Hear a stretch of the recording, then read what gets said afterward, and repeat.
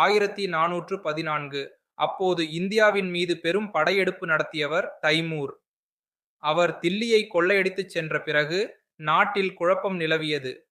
அந்த நேரத்தில் தைமூர் தனது நம்பிக்கையான தளபதி கிசர்கானை இந்தியாவின் நிலையை கவனிக்கும் துணையாக நியமித்தார். ஆனால் கிசர்கான் தனக்காகவே ஆட்சி செய்ய திட்டமிட்டார். அவர் தில்லியை தாக்கி அங்குள்ள அரசை கைப்பற்றினார். இப்படி சையது வம்சம் தொடங்கியது. கிசர்கான் 1414 முதல் 1421 வரை ஆட்சி செய்தார். சையது வம்சத்தில் மொத்தம் 4 சுல்தான்கள் ஆட்சி செய்தனர். அவர்களில் முதல் சிலர் தைமூரின் மகனுக்கு திரை செலுத்தி ஆட்சி நடத்தினர். இந்த வம்சத்தை பற்றி தாரிக் முபாரக் சாஹி என்ற பழைய புத்தகம் குறிப்பிடுகிறது. ஆனால் காலப்போக்கில் இவர்களது பேரரசு சுருங்கியது. முதலில் பெரிய பகுதிகளை ஆண்ட இவர்கள் இறுதியில் தில்லி நகரத்துக்குள்ளேயே சிறிதாக மாறினர். 1451 வரை இந்த வம்சம் நீடித்தது. பிறகு இவர்களின் அதிகாரம் மெல்ல மெல்ல மறைந்தது.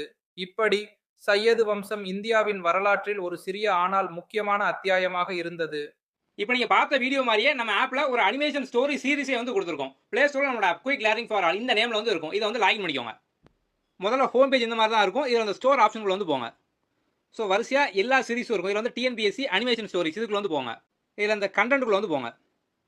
ஸோ ஆல் கண்டென்ட் நம்ம இந்த மாதிரி ஒவ்வொரு டாபிக் வைஸாக வீடியோ கொடுத்துருப்போம். ஸோ அந்த வீடியோ பேஸ் பண்ணி அதுக்கு அடுத்தே பார்த்தோம் அப்படின்னா ஒரு குவிஸ் வந்து இருக்கும். ஸோ நீங்கள் வீடியோ ஃபுல்லாக பார்த்து முடிச்சு எல்லாம் ஸ்டோரி அனிமேஷனாக இருக்கும். ஈஸியாக வந்து அண்டர்ஸ்டாண்ட் பண்ணிக்கலாம். அதை பேஸ் பண்ண டெஸ்ட் நீங்கள் வந்து எழுதலாம். இதே மாதிரி நம்ம நிறைய டாபிக் கொடுத்துருக்கோம். ஸோ நம்ம தொடர்ந்து பார்த்தோம் அப்படின்னா வந்து ஆப்பில் அப்லோட் பண்ணிட்டு வந்து வரும்.